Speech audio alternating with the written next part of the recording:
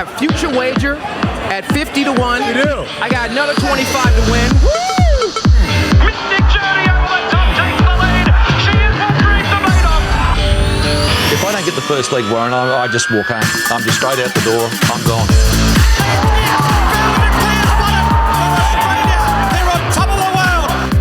Hello, listeners, and welcome to another edition of the 2 Units podcast.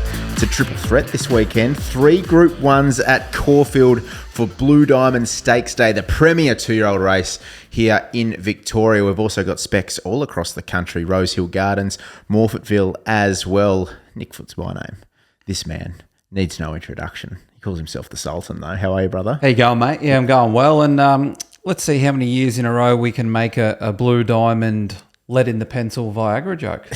Yeah, every time. I got lead in the pencil for Blue Diamond Day this week, 3 Group 1s. We're going to be out there trackside, enjoying ourselves. Relaxed fit, I'm Relaxed hearing. fit, yep, relaxed fit. So I'm looking forward to getting out there.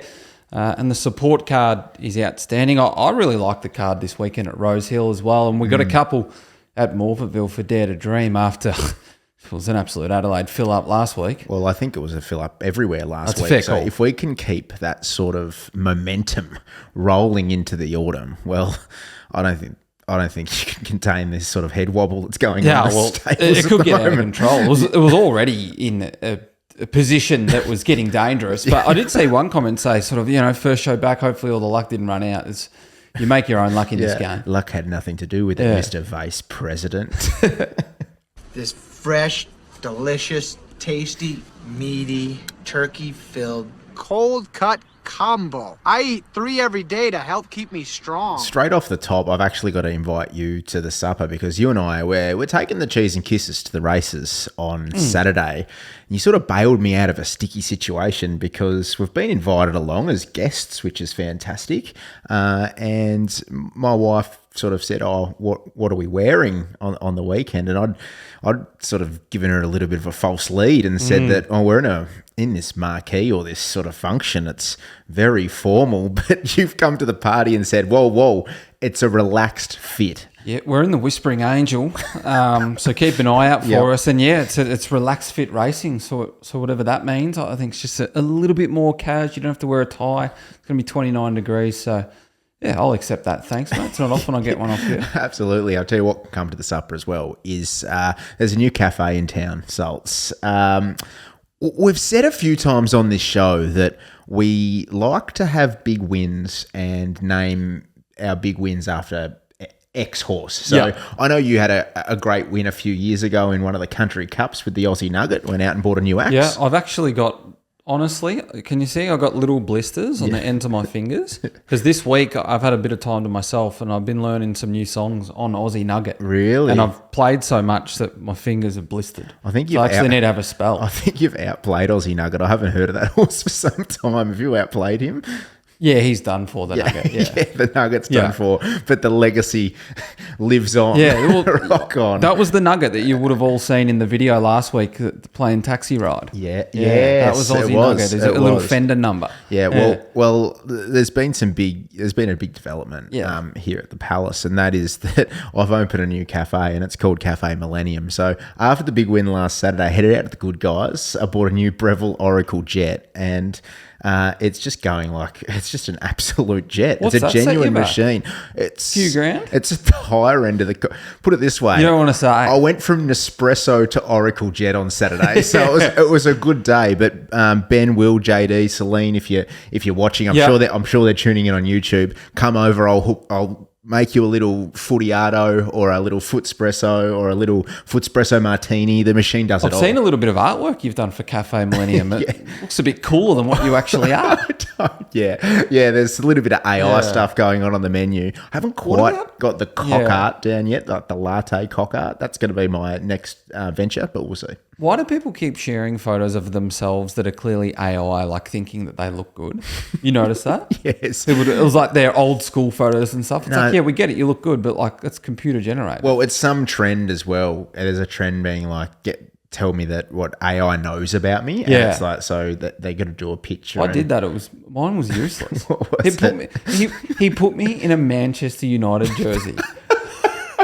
What? No idea. And there was like United memorabilia on the wall and stuff. Yeah, really? Like nothing's made less sense. I baked him though. Did you? I go, you're a disgrace. I've never once said anything about Manchester United. All I do is like post photos of like food and ask about like pathways for horses and stuff. You've got no idea.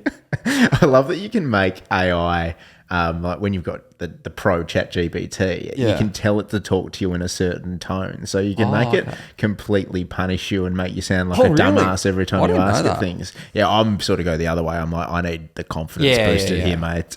So give me something. But I'm looking forward to a coffee from Cafe Millennium, the big Flemington 1400 meter jet. And shout out to, I forget what social media channel it was on, but someone gave you a roasting for black booking him and said, oh, yeah, that'll do me. Black booking Cafe Millennium, he's a loser. Well, yeah. I hope you didn't back him on the weekend and collect champ. I didn't check out that piece of fan mail. It's unlike someone on social media though to take just a complete set against whatever you say. But there you Hey, go. Danica Mason comes to the supper. Oh, yeah. And we love a tipple. We like to have a drink at the supper. Yes. We like our aperitivos, of course. It was the flavour of last week after a European holiday. And she did a cross from the Winter Olympics to the Today Show. And it was cold and she hadn't had much to eat and she'd had a drink and she came across as plastered. No, she sounded completely blind. Yeah, like completely blind. But people make mistakes. And I saw some comments like people, oh, you know, if that was the case, she should be fired, this and that. You know what? It was cold. She'd not had much to eat. She had a tipple. It didn't come across well. But people can make mistakes. She came on the next day. She apologised. She said that she shouldn't have. And I think for that, both her, Channel 9 can come to the supper. People can stray from the path. She's generally very professional. She's a ripper as well. She's a gun. High energy. Yeah. I did like Carl was he went down a bit of a rogue route in trying to defend her, saying that, you know, sometimes at those winter games when you step from the heat out into the cold that your mouth can get hit with the cold and it can be quite hard Did that to happen to you in articulate. Italy? No, it was 14 degrees there. Yeah. They were dressed like it was -5. It wasn't quite the Winter Olympics. But I reckon she comes to the supper. I Yeah, like I that she agree. owned it, and people deserve second chances. And you know what? If she does it a few more times, she deserves a third and a fourth chance as well. Absolutely. I want to invite the unluckiest man alive to the supper. I don't know if you've read about this, if you heard about this, but I just want to get around this guy because how much bad luck can happen to someone. So a 42-year-old man was reportedly found growing marijuana in his backyard in the North Shore area.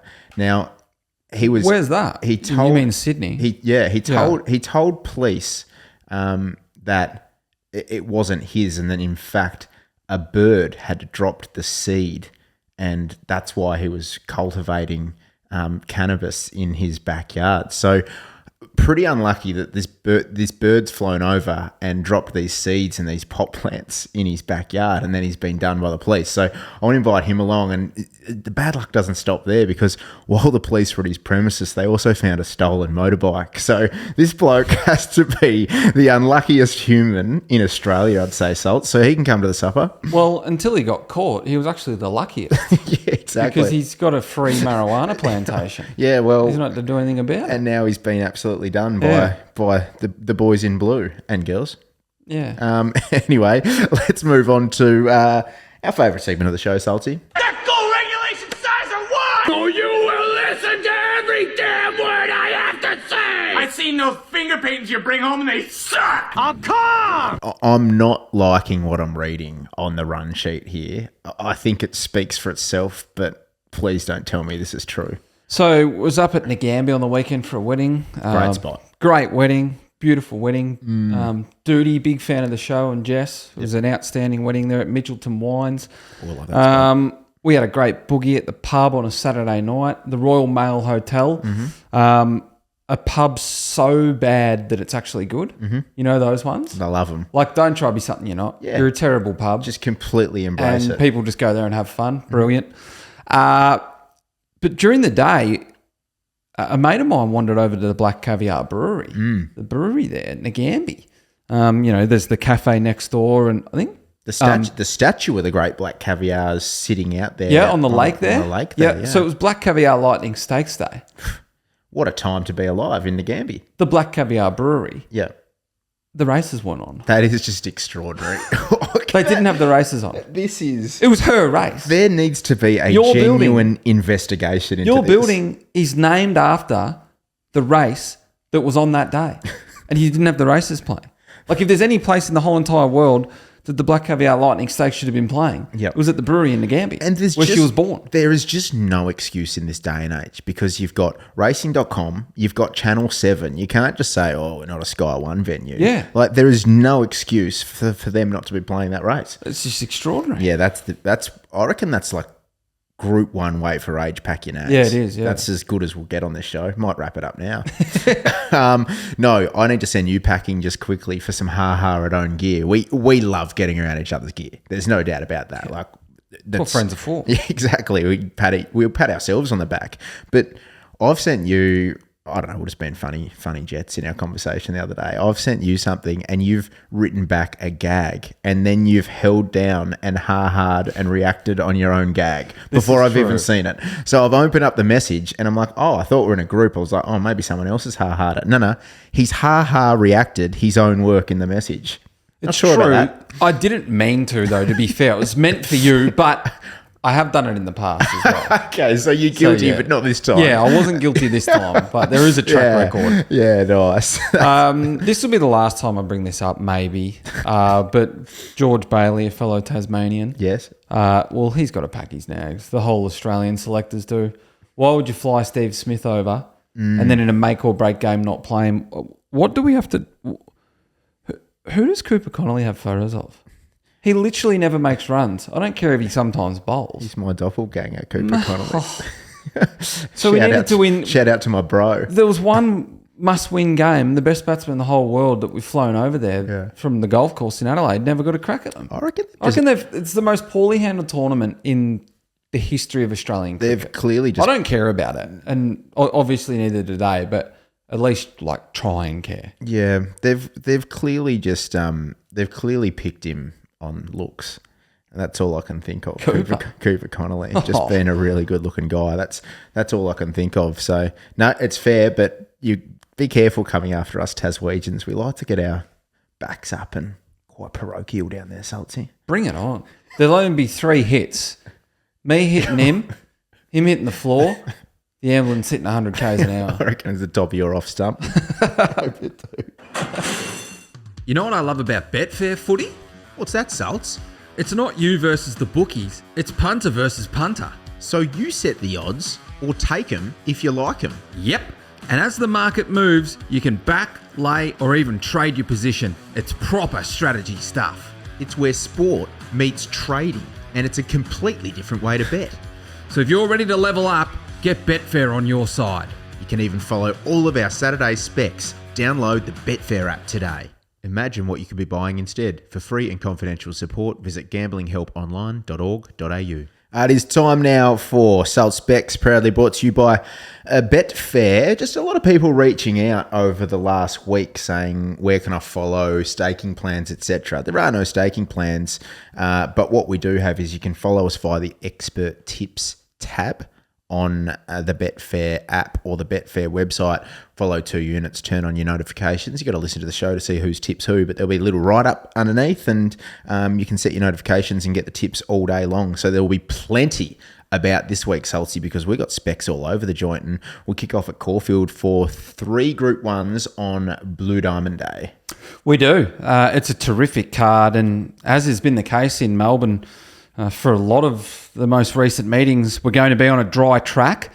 It'll get to a good 3 at some stage. It's going to be warm conditions. The rail is in the true position at Caulfield, drops back from being 4 and 9 metres. The last couple of meetings, southerly winds have impacted the way that the races have been run. But even when the track was first up on a good track and the rail was true, back on the 24th of January, it was a northwest wind that day, and it's still heavily favoured on pace runners. So your default position at Caulfield has to be advantaging horses that are going to be closer to the speed. Yeah, I've certainly set up that way as well, Saltsy. Yeah. So I feel like we're seeing them pretty similar here. There are light winds as well, but they're also from the south. So that just does nothing to disadvantage horses on speed, particularly from the chute. Let's kick off in race 1. We're going head to head. It's the Whispering Angel, benchmark 78 over 1,100 metres. I am with Gracie's Reign. You're with Verdot, who goes pretty well fresh, this operator. He does. His 2 fresh runs, Caulfield 1,100 metres last preparation, exceed the winning standard for this. And although he rated off it at his last start, he had to soak up a fast tempo at Flemington. He was beaten under 4 lengths to Persian Spirit in a run-ons race. And he bled, so he resumes off a bleed. His trials and jump outs have been pretty good. He's not really a trial or jump out horse. And for a horse that goes well first up and races up on pace, generally they jump out a little bit better than him. But he's had 3 pieces of work. The first was quiet. The second, he worked with Barrakill and Zoo Sensation down the Flemington Straight. Wasn't asked. But the recent jump out at Werribee is in an absolute Heat-osaurus Rex. It was won by Evaporate. Devil Knight was in it. Aztec Ruler and Dola had a mid-prepper in that. Zarpo was outworked by Verdot in that jump out. Came in, bolted in Caulfield Heath track, get a good feeling. Burma Starlight. This was a very strong heat. So I like him coming through that heat. Ben Allen on. He just parks in behind the speed, of which Gracie's Reign rolls across. Cadigo might be a bit handier along the river, but I reckon he just gets that nice run in behind them and has not last crack because, he's not going to be coming from last, but he just gets that perfect suck run. Yeah, I'm with one who's going to be ahead in the run, and that's Gracie's Reign. I think she's been racing super this prep. She was very good last start. That was in 84 grade, finishing strongly behind Gallant Sun, who I'm tipping at the end of Saturday could be a Group 1 winner. So she drops slightly in class, gets in well at the weights. Emily Posman back on board, who has an excellent association with this horse. She's drawn out, so they'll need to hit go and leave nothing to chance with fitness on her side. But I thought we could have some of Gracie's Reign as well in the first. She's sitting at around $6.50. Verdot is around $6. So a little bit of shopping for the units in race number 1. We'll move on to race 3, Salts. We're again going head to head here. I don't like this for the juju and synergy at the races, but we land on who we land on. This is a staying event, or 2,000 metre event here. It's the Victoria Gold Cup. It's quality. And you're with Immediacy, who was absolutely flashing back towards the fence last start at a big price. He was good. He comes through the right race, doesn't he? Yeah. He was first up off a pretty lengthy spell. So through a fast race, that's some sort of risk. But he has won second up in the past off a long spell, going 16 to 2,000 metres. You have a look on the bend in that car line that was won by Light Infantryman. He was absolutely tanking, and he had to dart back towards the inside. I reckon he was actually pretty unlucky not to win the race. Yeah, I thought it was. How good was the call by Adam O to get the right horses in that instance? They were both Light Infantryman and Immediacy wearing those silks. Yeah, they were both flashing inside, and I was like, because my first thought when I watched it, hope you haven't fucked this up, Adam. Yeah. But well, he didn't. It. No. Yeah. It's a good call, though. I think Immediacy could have actually won that race. Yeah, I just can't cop his price against Taken. They should be closer together. Taken, he's going to control the race from outside the leader in a slow tempo, just like he did last start at Caulfield. But he's getting to 2,000 metres for the first time, again off space runs. And Immediacy is the one that's absolutely proven at 2,000 metres. And his very best form, Immediacy, is Caulfield Dry, 2,000 metres. I reckon he sits in the 1-1, and John Allen can just pop off a little early. Pop off at the 600 and turn this into a sustained sprint home. Don't let Taken turn this into a dash from the 4 to the 2. Yeah, that's where I'm opposing you, because I think Taken gets the race just set up perfectly, and if Immediacy is to win the race, they're going to need to get going early, because he was able to chase in that last start. But I loved what Taken did last start. I actually opposed Taken. I made him my lay of the day, and he proved me wrong. The other riders were non-competitive against him. Yeah, he does look to lead and control again, though, with ease. He'll sit outside Magnus Spin, I reckon. Yeah, and he can dictate to Magnus Spin outside the leader. So I think he gets a very similar setup again to be able to control the race, and he's progressing nicely. So his first, he's had one real blemish, which was 2 back, and he was given a little fresh and went back to the trials and then backed it up at the races again. So he's progressing nicely. 2,000 metres for the first time, I think, is absolutely fine coming off that 1,700 metre run. So I'm with Taken just from a map perspective purely. There's Saltsy in race number 3. We're skipping a few races here, yeah, aren't we? I thought, just to touch on a few before we get to our bets, I thought the Autumn Classic was anyone's business. I'm not even going to bother going through that. There's just too many horses that can win it. The Angus Armanasco, geez, that was Salty Pearl's race from her first up run at Caulfield. You just had that circled. But then she's at Alibi Dodgers last week, and now, well, she just thought, I don't want to back her first up, barrier $1, $1.60, but she looks hard to beat. I want to talk about this. So a lot to be said about this stable and first up and bringing them to the races first up, needing the run. There was a lot to be said about Ole Dancer's effort last week at Flemington. Barrier trial. Dragged out the back, farcical tempo. Were you really there to win the race? I'm going to say no. So now you've got clearly the best horse in the race. She's at Alibi coming here. Draws barrier 1. She's a filly that's drawn inside at her last 3 runs, and she's been able to kick up and hold a spot or hold leaders back. Yeah. I cannot wait to see Zach Spain's intent in the first 100 metres. And if he's not positive or kicking up to hold the back, I'm calling absolute bullshit. Well, Ole Dancer and She's at Alibi, different fillies, though. They're different types of horses. Ole Dancer... But the instructions are the same. This is my point. The instructions are coming from the stable. But one in Ole Dancer has only ever been ridden positively when she won her Group 1. She was out the back in like all of her lead-in runs.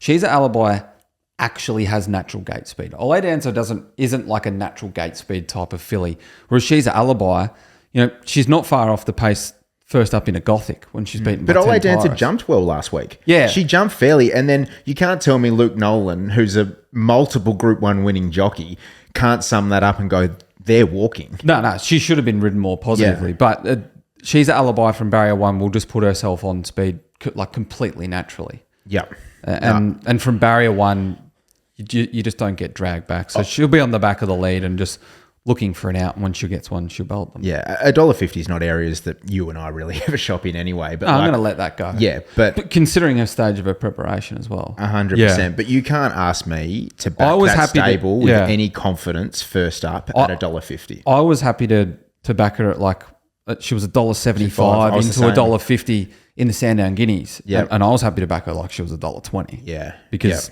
that was the last run of the prep. She was just there to belt them, but different stages of the prep now, you leave it alone. I would have taken her closer to 2 for this, but $1.50 is just not getting near it. Yeah. Salty. Let's move along to let's talk race 6 on the program. This is the Mannerism. This is for the mares. It's a Group 3, 1,400 metres. You and I are finally locking horns, and by that I mean actually getting on the same side, not going against each other, and that is Damask Rose, who this is just complete and utter D-Day for this girl. Like, if she can't put away a Group 3 mares race, I've got no idea where she's at. She's winner of the Kiwi. She beat Home Evaporate that day. I know it was a good thing licked, but she's obviously done a lot over the ditch. She was absolutely trucking in the Toorak, turned out to be a horror show. Yeah. I was a bit critical of her first up run. I thought she looked the winner in transit in the Jeffrey Bell Main. But that was off the one trial. She gets here now second up, 1,400 metres drawn low. I'm going to be forgiving, but it's her last chance. I was critical too of that first up run with it in mind that people think she's a Group 1 horse. If you're a Group 1 horse, regardless of if you've had one trial or jump out, if you have that run to the pat and you follow the leader, you can't get past, well, you're just not a Group 1 horse. So she's not at that level, but this is her level, and she should be winning this. Like you mentioned, only one trial or jump out. Road to Arataki was a bit more wound up. She held the rest. They didn't really change order. This is the 2-bet play of the millennium. You back her to win. You back her for a good result, and you have a little result on Bossy Bonita. The race earmuffs come off and they're replaced with pre-race earmuffs. I like that as a gear change. And she's just a 1,400 metre mare. And she was wide last start when she was third to Damask Rose. And she was there until the 150 where fitness gave out. The market actually didn't mind her late in the piece given that she was poorly weighted in that relative to her rating. So I reckon she goes forward. She either leads or sits outside Jenny Lala. And I like the booking of Craig Williams again on Damask Rose because he hunted on her last start. It was the first time he's ridden her and he hunted up and was positive. So they'll look to repeat that again from barrier 2. If Bossy Bonita isn't holding on from the front, it'll be because Damascros gets I'm having a good Quinella bet on this. I reckon it's a real standout Quinella. Yep, I like it. And obviously with the scratching of Road to Arataki now, it becomes a lot clearer. I must agree. Let's get to race 7. This is the first of the Group 1s. It's the Futurity Stakes, weight for age 1,400 metres. Let's face it, it's Group 2. It's kickoff point. It's I've seen a lot of people, well, I have a couple of horse racing accounts, so I'll see 7 Horse Racing, call it a star-studded lineup, and I'm not quite buying into that, but we like to find winners nonetheless. At least it's separated now from the Ore, and there's not 2 Group 1s 2 weeks apart, same track and distance when one of them's a kickoff. But if the Apollo's a Group 2, well, so is this. I don't think I'll ever stop complaining about 1,400 metre Group 1s, just too many of them at Yeah. Caulfield. So every time one comes up, I'll complain about it. But well, I'm not going to complain about seeing some good horses at the races, though. And this is, although it's not really, Group 1, there's other targets ahead for a lot of these. It still is a bloody good race. Yeah, it is. And we've got the return of Treasure the Moment, who, was threatening at one stage to be the best horse in the country. Yeah. And it was her 1,400 metre performance at Caulfield Fresh last preparation that really stamped her. Yeah, well, if she runs up to that Memsy run first up, she just wins this. Like, she just puts them away. But I think the if's pretty big now. I think she's priced off that Memsy number. I think the if's... And she hasn't been to it other than that performance. The if is getting bolder and gradually more in caps lock every time she steps out. I mean, she ran, third in a Cox Plate, albeit beaten home by the likes of Buckaroo in what I wouldn't call the highest rating Cox Plate. And then, she's had other runs. Last preparation, she got defeated by Globe in a 4-horse field. There's been, and I know she's had excuses at stages through a prep, but the ifs are getting bigger and bigger. So that being said, obviously won't shock if she comes out and belts them. We go, oh, Treasure the Moment's back. Let's talk to the race before we tip as well. Just on her quickly though, 103.8 for that trial on the Heath track was very fast, and she skipped. I reckon she's worked like she's going. You're saying she's back? She's worked like she could be back, but I'm with you that I don't want to take that price. The speed of this race is very ambiguous. So Evaporate led a CF4 when he was beaten by Jimmy Star Angel Capital. That's good form for this. They'll want to be positive, but can they? He was half slow at the jump outs. He mixes his gate speed badly. V8, the only way he sort of clings on to run top 4 is if they press forward from that wide draw. And although Treasure the Moment actually has the speed to lead, they're not going to want to lead on her as well. So I think they try and let V8 roll across. Hopefully maybe Evaporate rolls across and they can tag up. Pericles will want to clear Vivier. He might sit leaders back. Watch Me Rock's an interesting runner in this race. I thought maybe 3 back the fence. Yeah, and I think he's still a little bit off them. I know what he's done over in the West. Yeah, but I've got he'd have to go to a new level here, I would have thought. I've got disrespect for that West form. Yeah, I know. It just rarely measures up. Are you saying it's not best? I don't think it is best. Not when it comes over here and measures up the top level. That's a fair call. People get a bit carried away with the quality. Yes, no doubt. Yeah. Did we touch on Pericles? Pericles, he's the map horse. If I was forced to have a bet in the race, it might be him to place, something like that. But I found this race hard. It's not going to surprise me if Treasure the Moment comes out and blows them away. But I thought she was priced on the fact that she's going to go pretty well close to repeating what she did first up in the spring. And there's still a few little question marks. Yeah, if she's not at her best, I think there's the 2 here that can knock her off of Feroce and Evaporate. He's massively over the odds for Feroce based off what he did behind Tom Kitten in the Kevin Heffernan first up. I'm hitching my wagon in more ways than one to that Tom Kitten run. I'm all over him for the All-Star Mile. I think he's absolutely flying. He was brilliant. They were in it. He was brilliant. And he also was brilliant because Feroce gave him a solid little lead into the race as well. And Feroce stuck with him. He was outstanding. So I'm hitching my wagon to that form, and I think Feroce can bounce off that first up run. Bit of race fitness on side. $12 seems a very big price for him, so he'll hunt runs from a low draw as well. And then Evaporate, he's threatened to pinch a Group 1, and I think I've been with him on 2 or 3 of those occasions, like the Tourak. His latest Werribee jump out, I know you mentioned he stepped slow, but geez, he was outstanding. He closed. The way that he got through the line was brilliant. So I think Jamie can tag Treasure the Moment. over from that 1400 metre start. And if she's not at her best, he can go past her. Yeah. If you back Feroce, you have to back Evaporate because he's 2-1 on Feroce. And the one time he lost, he was awesome in a Caulfield Guineas against the Pattern. So I reckon he's a better horse, and the market's identified that. Mm-hmm. But So- I agree, his first up run was good, Pericles. He wouldn't shock me. He goes in everything. Yep. So those two will be the play for me Yep. in the futurity. But just my racing hat, not my punting hat. My racing hat says if Treasure of the Moment come out and absolutely blew them away, it'd be great. Yeah, I'd happy. love to get her up on this board at some stage in the Jet column. I'd be happy for that. Yeah. What a start to Jet. We're not mucking around with watch and stuff. It's just we're going to be ruthless. You're either a Jet, or we're off you. You won't want to be in that. You won't want to be first cab off the rank in that forget column. Yeah, because we'll come for you. We'll basically put you on career's English over. Digital. We're gonna sell you. Your career's over. Yeah. Two of the best horses in the world in the Jet column, and it's February. We had to rub out about 3 last season from the forget column because they come out in one Group 1s. But let's not mention the war. Ended up being one of the best horses. I thought about him, but he had some pretty bloody good excuses first yeah. up, and he gets better deeper into the prep with the shades. Yep. Race 8, Group 1, Blue Diamond Stakes, 2-year-old, set weights, 1200 metres. This is a racer Rooney. Yeah. I'm loving this year's edition because it's so open. Like, I could make angles for so many horses in this race, Salts. Can we just put it out there that it is intriguing, and I'm having a couple bets in this race because there's a couple of horses I thought that were a shade of overs, but 2-year-old racing for the most part, it just absolutely sucks. I oppose you. Like from a betting perspective, in general, because would you rather wager on something that you have more knowledge about or less knowledge? When there's a greater data set, you can have more confidence, but it's very rare that I'm going in and completely and utterly opening the shoulders in a 2-year-old race. But something will come out and look like Farlap, and then it'll be a piece of shit at its next start. There's no rhyme or reason. Don't talk about Storm Boy like that.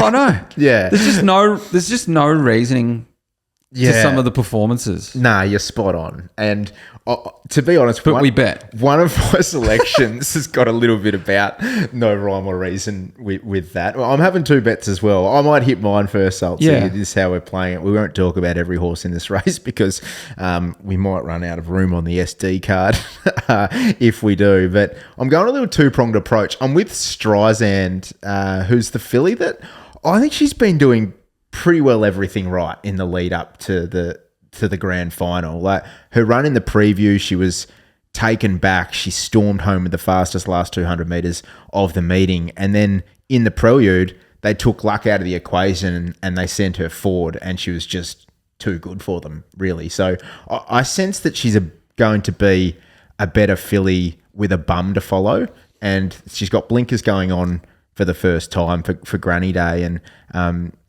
Clinton McDonald, I think he might have the winner on his hands here, Saltsy and Streisand. Probably wasn't.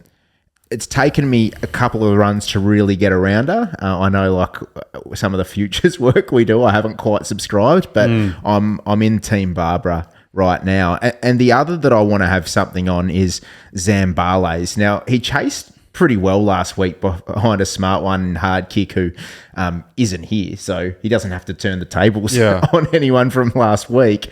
And the fact that there's a lot to like about the fact that he's a Godolphin runner on the 7-day backup for Anthony and Sam Friedman, who are a walking blue diamond. They obviously followed that path last year with Tentaurus, who was mighty unlucky. I listened to some of Sam Friedman's comments on Sunday after that race, and he spoke about Zambales, basically said, I'll paraphrase, but you're a big doofus. Like, he's a big docile operator, and they're putting the shades on for the first time. And that could spark any sort of fire up with him. And at that price, I'm pretty happy to just have something on Zambales as well. Gotcha. I'm happy to have a spec on a couple as well. Initially, the girls in the preview went better than the boys, but then in the prelude, the boys were just better. I think the boys' prelude, if a winner comes through a prelude, it'll be the boys' race. So I want to follow a couple through that. The whole time along, I've thought that Guesthouse might have the best engine, but we've seen him twice now, and he's just done things wrong twice. And I'm just not willing to forgive you unless I can get a price about you. I just think he's a bit too short because, he didn't like horses going around him on debut. He got keen. Well, what's going to happen from barrier 2? He was half slow last start and then he got keen. And I thought he was quite good to stick on and run through the line, but still just doing a bit too much wrong. Closer to free, well, he's done nothing wrong. He sits outside the lead on debut and he runs the second fastest last 200 metres of the race. And it's not easy.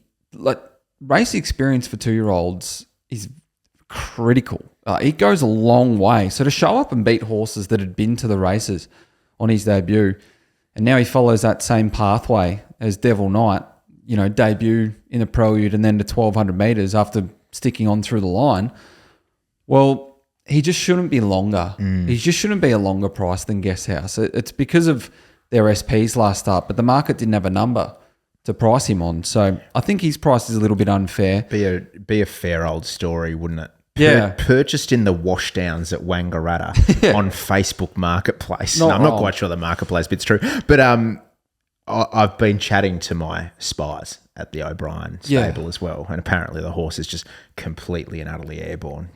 Just floating. Well, I like that. Floating explosive sectionals. But they also did tell me for about 3 years that Miss Aria was flying as well. So, take it with a grain of salt, Salty. Yeah, but they were running her over the wrong trip. Yeah, that's right. The other one is Eternal Warrior.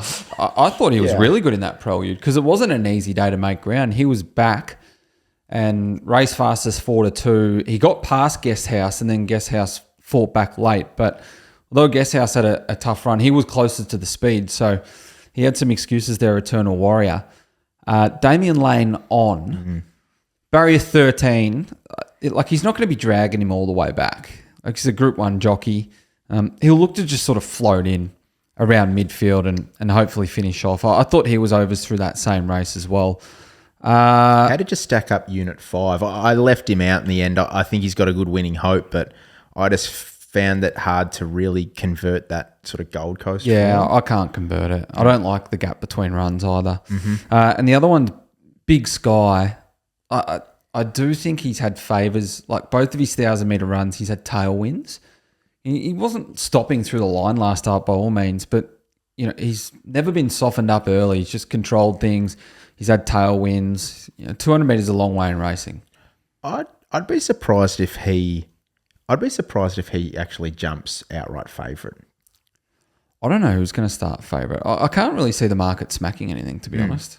If anything, I think closer to free trims up. Yeah, I just feel it's not really based off the data. That's more just based off the fact that I'm sitting here. I don't think he's the best horse in the race. Like I know he's got a couple of fence palings next to his name, but I just truly don't think he's the best horse in this race. So we've just got no idea who the best horse in the race is, though. That's why we love it. Yeah, well, there's 4 plays there. So I'm with Zambales and Streisand, and Saltsy's with Eternal Warrior and Closer to Free. So there's 4 horses for your quaddies anyway, punters. If you want to throw a few darts in the Group 1 Blue Diamond. Let's move on now to the third of the Group 1s. It's race number 9. It's the Group 1 Oakley Plate. Say it, Saltsy. How will they go, mate? I reckon they might go like William Reeders. Because I don't know how fast they're going to go here. Not too bad. Well, there's a number of horses coming to this race fresh, isn't there? And they're ready to rock and roll. Like, what are you seeing? I'm seeing Don't Hope to go forward and lead with a weight drop. I'm seeing Tropicus go and sit outside lead, which he's done to effect in the past. You're a Tropicus man. Yeah, so I'm a big fan. I think he's the best horse in the race. I think he's hands down the best horse in the race. He's mixed it up at weight for age against some good horses. Bridal Waltz best CV in the race or best horse as it stands. Like because there's an enormous hype around Point Barrow. I think Tropicus is the best horse in the race. Yep, right now. Bridal Waltz will be positive, but he's first up. Way of the Stars gets in the running line. Hedge will sort of be forward to midfield. GG's Mistruth barrier 1 just completely awful. Buried back the fence. Gallant Sun. I can't wait to give it to Nev. I know he's going to back GG's Mistruth. Guy's an idiot. Just have a look at a race map, will you? Gallant Sun sits on the back of the lead. I think this thing gets controlled on speed. Yeah. I don't know there's enough pace to bring Point Barrow into it. She's obviously dangerous with 50 kilos. Yeah. But she's given some good ones a head start. And that's the one I want to make a case for on an each-way basis is Tropicus. He's been hurt with the weights. Like the fact that no like real top liners nominated, off a similar rating last year, Jimmy started like, I think 3.5, 4 kilos less than him, something like that. So he's got to carry, almost top weight, half a kilo less than Hedge and do it first up. But first up, dry track, Caulfield, 1,100 metres. That's his bread and butter. And his trials have just been absolutely magnificent. So I'll back him each way. And then the one that sets up nicely in the handicap conditions is the one you're going to make a case for as well, is Gallant Sun.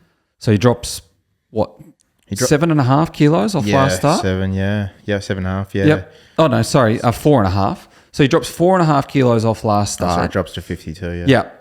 And he just gets that lovely run in behind. And I thought it's like he was half a run short again because he was sort of half a run short first up, but his class got him through. I thought his run last start had merit because it was a good ride from Emily Posman to hold the fence, but he kept staying at his top to hold the fence and he just sustained that gallop.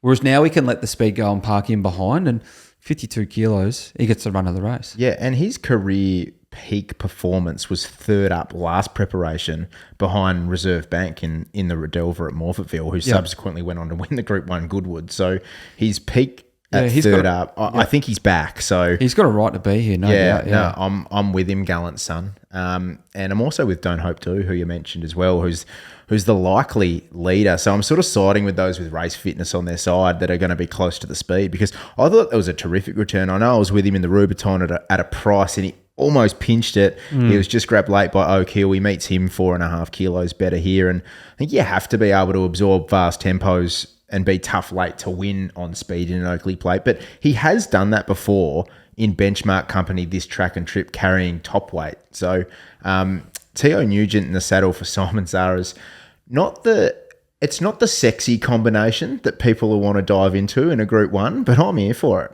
I'm a Ellett and Zara man from way back, Sultsy. Yeah, well, his run last start had a bit of merit, didn't it? Yeah. He's the weight dropper, he leads, go a long way. Yep. He'll be going in my quaddie. Yep. Let's move on to the last on the program. It's race 10. It's an 84 over 1,400 metres. Harry's Yacht for you here, mate. It isn't an easy day at Caulfield. I'm feeling it too, and I hate to say I'll never say tread lightly and be careful, but I just didn't feel like the form came overly easy at Caulfield for me this week. There's no proper standouts. Smack jobs. Yeah, it's proper. Yeah, you're exactly right. Well, you're exactly right because you're agreeing with what I said. And that I said it, man. By default, Harry's Yacht's the best bet on the program, just on a 1-by-3 basis, because we draw a line through heaps of these in an 84 over 1,400 metres at Caulfield last start. Stealth of Night beat home Harry's Yacht, beat home Porter. But Stealth of Night followed Porter in the run, fence in run, basically didn't go around a horse. Did have some excuses because it was off-space runs, so there was some merit to the performance. But Harry's Yacht was, after jumping well, back and 3 wide no cover the whole race, and then strongest closer of the race. Now he's drawn barrier 1. The last time he won a race, he sat outside the leader and won over 1,400 metres. So he's got some tactical versatility. So to sit on the back of the leader for a horse that gets keen, sometimes that can be a negative. But because there's good speed in the race, because Porter goes forward, Black Storm goes forward, Prancing Spirit, Stealth of Night will be positive, Narbold's thereabouts. Like there's enough speed that, he sits on pace, but there's a good tempo to help him relax. He's just the wrong price. You watch the replay of that last start, and he was the run of the race, but he's 3 times the price of the favourite. Yeah, he's close to double figures now, $9 on some corporates, Harry's Yacht. So big price each way in the last. Let's move on to Rosehill Gardens. We've got a stack of plays here as well. It's Hobartville Stakes Day. That's a cracker of a race. We'll get to that a little bit later. What's the weather doing? It's clear and it's warm. Light winds, rails 5 metres, good 4 track it'll be. The corresponding meeting last year was 5 metres, good 4, and it was sort of lanes 4 to 10, but forward to midfield, still wide runs were a negative. But It's only a metre, but, when the rail's 6 metres on a dry track at Rosehill, it's almost exclusively fence in run as well. So I don't think you're going to want to be back and wide. Well, let's start off in race 1. It's a midway benchmark 72. This is what they call me, Saltsy. This is what I'm known around the trap. So it's just a high pressure situations. They call me the Iceman. I thought it might be because you walk around parks at night with a bum bag. Sicko. Yeah, different ice. Jeez, his return was good. The Iceman. He was slow away. He darted back to the inside. Second fastest close of the day. That was over 13.50. So the rise to 1,500 metres will suit. I like the rebooking of Nash. He can be slow away, which isn't great, but he lands fence in run because barrier 1 goes forward. So he gets fence in run. If the brakes come, he's got the turn of foot to overcome these. What about race 2? It's the Class 3 highway.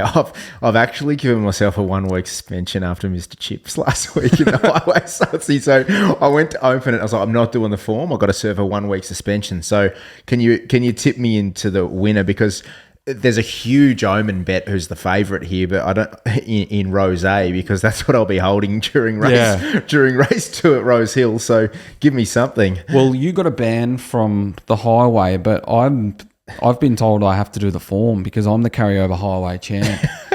Because mine went 4.20 into $2 and belted them, and I'm looking for a bit of value here. Okay, one that had its last start at Tamworth over 1,400 metres that bolted in under 62.5 kilos is Halo Phenomena. Hey, Mr. Chips had the Tamworth form as well. No, he was Dubbo. He was Tamworth and Dubbo. He's trained out of Tamworth. Well, this thing's lightly raced. It actually at start 2 was beating a nose to Chalut at Geelong over 1,400 metres before it went north. So there's a little bit of ability there. Dry track. He was off space runs last start when he ran good time at Tamworth under that big weight. And he never crossed from barrier 12. So not easy to do to sort of half cut 1 year inside and keep running. Well, now he drops 9 kilos from last start, which is extremely significant. And he is the sole leader in this race. So fit, 8-day backup, 9 kilo weight drop. They claim down, sole leader, danger's drawn out. You get a big each way price about this guy. I'm really keen on his chances to run a drum. And you know what they say in the highway out there? They say, "Don't knock it, back Crockett." That's what they say out there. That's what I've been hearing. Tamworth. So that's big price. Yeah. I reckon the market finds him. Yeah. Well, Ripper, Dipper, Yipper, Do. It's time for race 3, punters. I'm with Woohoo Bev's 9. This guy's a complete and utter winner, Salts. He's actually. He's basically on his way to 9 wins in a row. He's clocked 4 at the moment. He refuses to lose. Sienna Grimer goes on for the O'Shea Charlton team, and I was with him last start on the heavy track. He's been kept fresh. He's had sort of 5 weeks between runs, a tick over trial in between, and I think he just keeps going to the races and he just keeps winning. So I've got absolutely no reason to be jumping off the Bev's 9 train here. Saltsy pushes forward from the wide draw and I think does it again. Woohoo. Cop that. Woohoo, punters. Let's move on to race number... Have you got anything before 6? Race 4. Race 4. I can't figure out why Monty VB's favourite. I can't get my head around it. Monty VB's in jail for us after that last start. I know he started $1.60 last start. He's got a very strong starting profile, but he goes forward in a slow race and he gets grabbed late, and now is expected to go up in distance 1,300 metres. Was there any issues in the vets? Because that was it was weak as piss. It was weak as all piss. Yeah. So I can't have him around that $3.50 mark. Fair call. What's he hovering around? Yeah, I'll grab the race price. 4. I got here we go. It's $2.80, sub $3 with some corpse. All right, so he's $2.80. There's a horse in this race called Uzziah, who was luckless first up, and then sat 3 wide no cover in the race that the favourite Monty VB comes through last start, and then ran past him on the line. And this horse is the one more suited to 1,300 metres, and he's got options from a good gate to just either lead or tag in behind the speed. So you get $2.80 for a horse that on a slow tempo didn't run out the trip last start in this company. Or you can get $19 and $4 to place for Uzziah, who's drifted from his opening quote, which makes no sense to me, who beat him with excuses last start. It's just, I can't get my head around it. Yep, $19 Uzziah. Hey, did you ever consider Yoshinobu in this race after the complete and utter tragedy from last start? I didn't, because I looked at him for another race since then, and I thought, yeah, it was a tragedy, but he just mixes his form a bit too much. Yep, fair call. Race number 6 on the program. This is the Silver Slipper Stakes. This is for the 2-year-olds. I'm getting involved in this one, Saltsy, and I'm going to be, my Wi-Fi just completely breaks down. You're here going on the with program. Hendricks? Yeah, I am going with The Hendricks. up-and-comer. Well, he is the up-and-comer. They're all They all are. up-and-comers. Yeah. But his win in the Canterbury was outstanding. So what I liked about it was the market didn't want him. The yard experts didn't want him.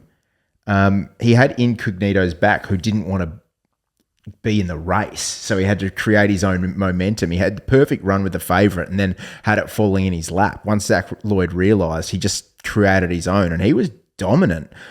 He's the favourite, obviously, for the Golden Slipper at the moment. This is the lead up, but I'm expecting enormous improvement for this guy, considering things he had against him and how well he went first up. Now he's well and truly on his way, Hidrick. So I'm really keen on him in race number 6. Off that huge amount of data in one race, Saltsy. I know you love these 2-year-old races. But how did that work out for Incognito? Went around $1.90 in that. Ran a big debut figure. He was slow to recover, but he was poor. So who knows? Yes. Yeah, well, I'm with Hidricks. He's not $1.90 though, is he? Like old mate was. So that's the Silver Slipper. What about race number? Have you got anything in 7, or are we going straight to 8? I do. It's the Parramatta Cup, and there was a horse that I actually spec'd first up, a mare by the name of Piggyback. And I have never seen a horse given less. Like completely hopeless. Just dragged back to last. Are we talking Ole Dancer type areas? No, this was 20 lengths last. Just not there to win. Give it something. Just something. Was he giving the field a piggyback? Is that what you was he taking back? It was extraordinary. And she got too far back.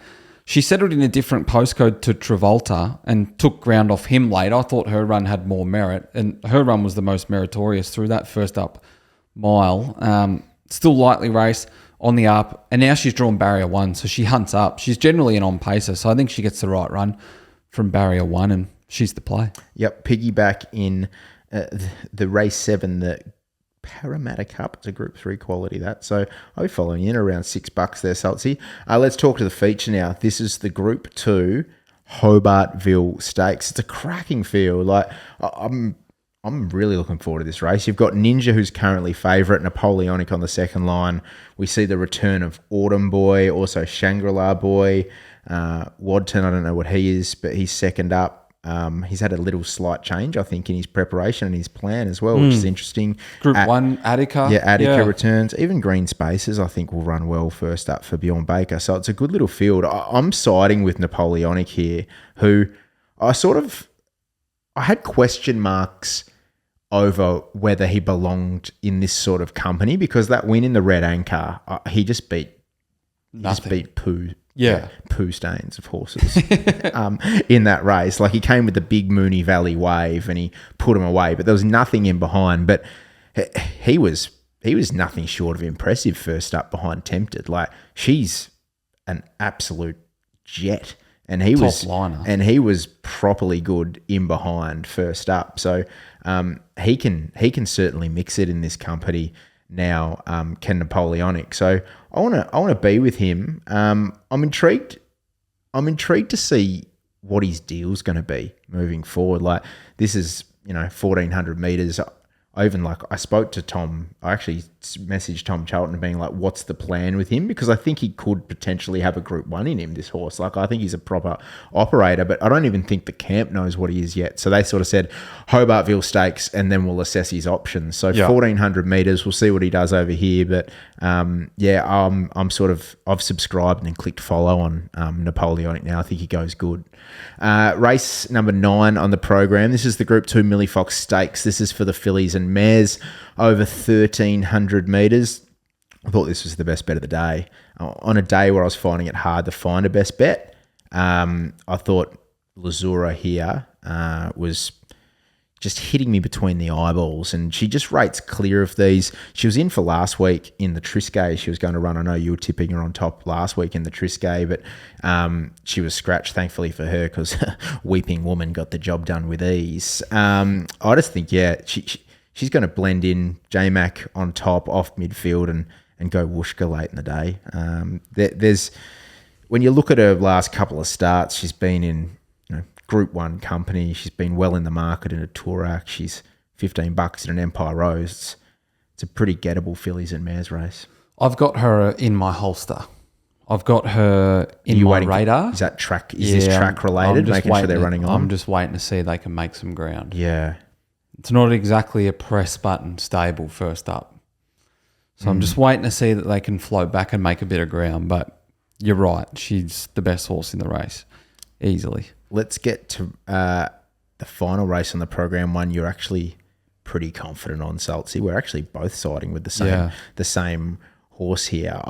And this is Tonkin in race 10. This is an 1,100 metre benchmark 94 to finish the day. And gee, we'll be huddling around the screen in the Whispering Angel by this time, won't we?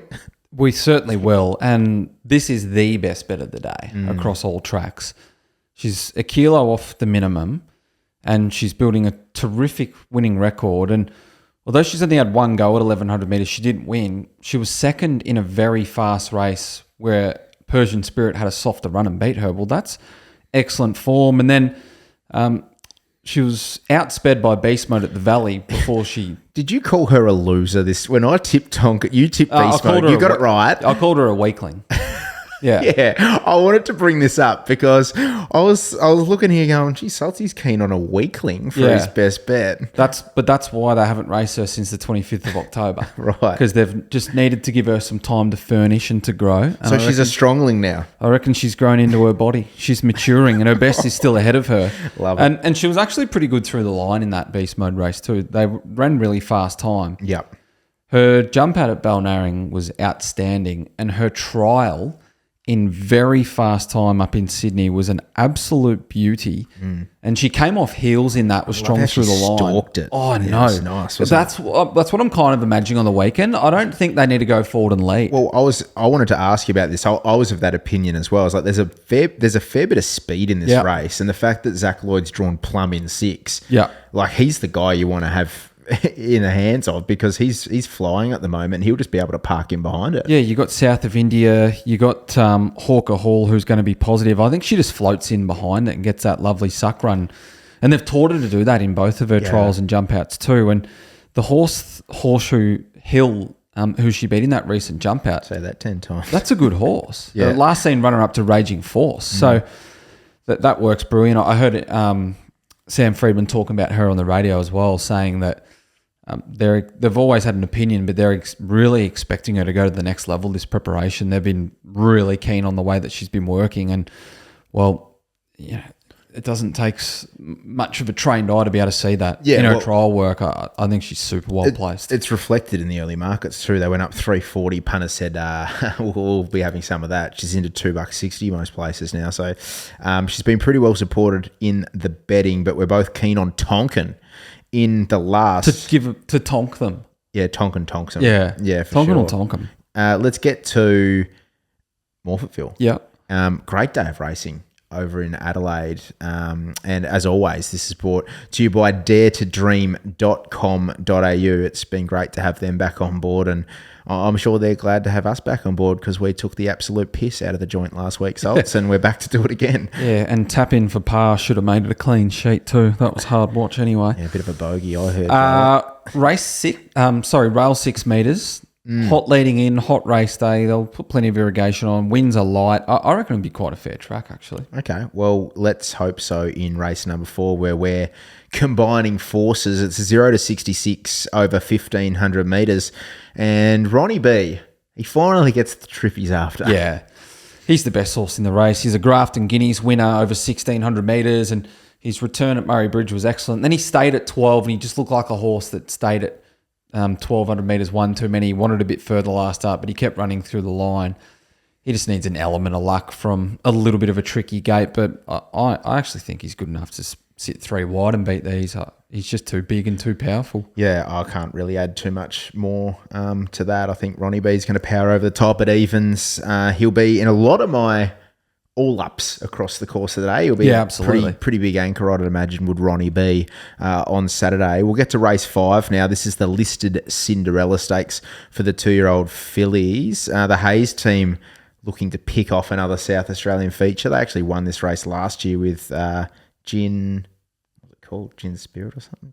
Something like that. Yeah, some 2-year-old filly, but they did win the race last year, and they've got La Gitana going around this year, who was 3rd to Big Sky last start, so brings in the Blue Diamond favourite form, and Jess Ferris has got 2 runners as well, so she's got shares available on daretodream.com.au. Yeah, so that's in Tully Hart. Yeah, Tully Hart, big price. And what about Andy as well at Dare to Dream? Shout out our man. He's got a small share in She's Iconic, so good luck to him. But sorry, guys. I'm shopping around you because Arena is on debut. This is a filly for Jason Warren, who has been jumping out fairly well, but it was the latest jump out at Mornington that caught my eye. They popped the shades on her, and her work through the line was really sharp. And the blinkers go on race day for the first time. She's drawn well, gets the senior in Todd Panawon. And she's a pretty good price around sort of $14-15 Arena. So I'm going to have an each way play in the Cinderella Stakes. I just wanted to take a bit of a set against La Gitana. I know it's a different level, but I've sort of been poo-pooing Big Sky a little bit. And out of that race, we had... what was that runner that came out at Ballarat last week? Orchid something or other. And it ran poorly. Orchard Sky. The form in behind in that race hasn't stood up. It didn't run fantastic time in behind. There was a bit of a gap between Big Sky and the rest. So I wanted to take that on. And then also the other 2-year-old race and the favourite, I was keen to take that on as well. I thought it was a pretty low looking 2-year-old race at Morphettville. So I'm happy to just shop some value in the Cinderella Stakes with the 2-year-olds. And then we get to race 8. This is the listed City of Marion Stakes. This is over 1,200 metres. I'm keen to play one at a big price here. And Salts, I'm keen on this runner, Cincatore. Yeah, well, there's a few interesting runners in this race. Dan Clarkin was pumping up a Samurai Mind who trialled well after being slow away at Morphettville. Compelling Truth is over from Mudgee, second to Angel Capital last preparation, running the shorts, the Kosciuszko, but he's a little bit below his best. There's a few in this that are mixing form a little bit. Yeah, I've sort of sided with the Darwin, the Fanny Bay form here, and Cincatore. I thought this run first up was excellent in benchmark company. Mike Drop, I think, was the horse that won the race, but he sat on speed carrying 61 kilos, and I thought fought on well in the inferior going. That was just off the one jump out. He now has fitness on his side, drops a whopping 7 kilos in the weights, and although drawn barrier 9, looks the clear leader of the race. So I thought Cincatore is around $20. I actually think that's the best each way bet of the day anywhere in the country, Salt. So Jesus Christ. Yeah, that's a pretty bloody strong push for the guy that's striking 100% this year at Morphettville. So Cincatore for me in race number 8. Race number... we skipped over. Last week was on the Parks track. It was. That's a good point. Sorry, mate. So, okay. Sorry to bring you back down. Adelaide. Race 7, we're gonna skip back a race because you've got to play in the Adelaide Cup lead up. It's the Lord Reims Stakes. Is it race 7 or race 9? I think. Oh, it's race 7. Sorry, yeah. Yeah, I skipped past. I was too excited Yeah, to talk about. you were pretty pumped. Yeah, This is the traditional lead up to the Adelaide Cup as well. Yep. The Lord Reims. It's a Group 3 over 2,600 metres. I got a little bit of PTSD around Bold Soul from the Hobart Cup SULTS. I was pretty well invested in him and gave him a big spruik in the Clover Hill marquee, and I got absolutely booted out of the joint. Well, Distrustful Award from like a similar position in run was stronger through the line, but you just knew it was over for Bold Soul after 200 metres. He just got the worst run ever for a backmarker. I hate when backmarkers are between runners. If you see your horse back in the field and there's one to its inside, one to its outside, just throw your ticket away because it's confetti. Because you know as soon as the race is on and it needs to improve into the race, it can't. And it had Strawberry Rock to its outside and he was just dictated to the whole way. And when he needed to get going, Tara Mansour took off early. The race took off at the 500 and he was back and he was just left with too much to do. And, that he visually sort of plugged away to the line. I thought it was a solid run, and he was first on the 2,400 meters. That preparation too. If you look at his last prep, sorry, it was 23.60. Yes, 23. Apologies, 23.63. It was 23.63 meter Hobart Cup. But go on. Who knows? He might be 37 meter run short. But last preparation, it wasn't until he got fifth up, and he got a run at this distance range that he sort of got to his best as well. So I think under these set weights and penalties conditions, he's well in as the best horse in the race. So I'm backing him. I flew down for that Hobart Cup, and I don't know if you're a superstitious man when it comes to it, like the first person you see at the racetrack or the first jockey or trainer you see, you got a back. And I was keen on Bolt. It was like my best bet. Turned up to the airport. Jake Noonan's the first person I see. I'm like, okay, this is a good sign. Sit on the plane. I'm sitting next to Jake Noonan. I'm like, this is a good sign. Before wheels went up, I sort of go, you know what? Might give Jakey some tactics here. Yeah. Might sort of chat Bold Soul and see how he's going. I reckon he heard me for about a sentence, chucked the AirPods in and went, I'm not having a bar with this bloke, which was fair enough. But no, he was a nice fella, but I don't think he wanted to hear much about my speed map, Saltsy. Yeah, okay. Did you say go back between runners? He was just a victim of circumstance. I said I'll walk the track out and it's 23.63, so you're going to take off early. Take off a bit early. Take off a bit earlier, mate. She's 37 short. So he's my main bet. I just had something small on Aruga Mama. I'm not sure about the Premier's Plate being the right form reference, but he was first up 2,000 metres and he gets weight off all of those through that. He's gets 4 kilos, or she, sorry, gets 4 kilos off her back. Aruga Mama, Bold Soul. They're the plays in the Lord Reims. Let's get to our best backs and our best lays for the weekend. I'll kick off with my best. It's in race 9 at Rosehill. It is Lazura. She just rates absolutely clear of these. She's got terrific fresh form as well. Held over from last week in the Trisquet for this, and I think it looks an easier assignment for her. So J-Mac to blend in and go, whooshka, see you later, piss off, I'm better than you. My best lay of the weekend, Rosehill race 4, Monty VB. Just can't figure out why he's sub $3. Just can't get my head around it. My best bet of the weekend's in the last at Rosehill, Tonkin. I think she's back bigger and better than ever, stalks these and tonks them. Yeah, I like it. I'm taking on Big Sky. Real sort of courageous move, this. But that's the favourite. I'm getting beaten on Saturday. Big Sky in the Group 1 Blue Diamond. But, gee, that's a fat specs. Plenty there, punters. And remember, if you haven't been able to take it down with your bloody pen and paper or your iPhone notes or whatever you're using, just go to the Betfair app and have a look at us, turn on notifications, expert tips 2 units, because that's where you'll find all the good stuff. Beautiful. I'll see you pretty bloody soon. I'll see you all day Saturday. I'll be a whispering angel in race number 1 there out at Caulfield, my friend. It's a French rosé, mate. Is it? Yeah. Is it a dry? Is it a dry French rosé? It's from some region. I think it is. It's a deeper red one. Okay. Yeah. Interesting. Yeah, we like that. We do. We like that. Remember, you can watch us on YouTube as well. We probably don't want to if you've just listened to the whole show. You know, if you drink Pinot Noir, you don't like wine.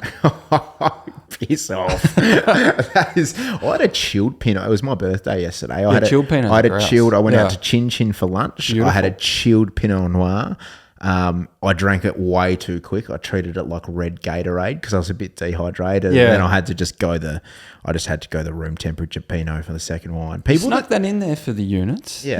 Yeah, I did. Happy birthday, No one Phil. else was going to wish me happy birthday on my own show. Took us an hour. Yeah. Sorry about Thanks, Salts. Yeah, good on you, mate. I thought you were a bit sensitive about it. Didn't even message me yesterday. See you, units. Good to see you. We'll be back next week tuning into the 2 Units podcast.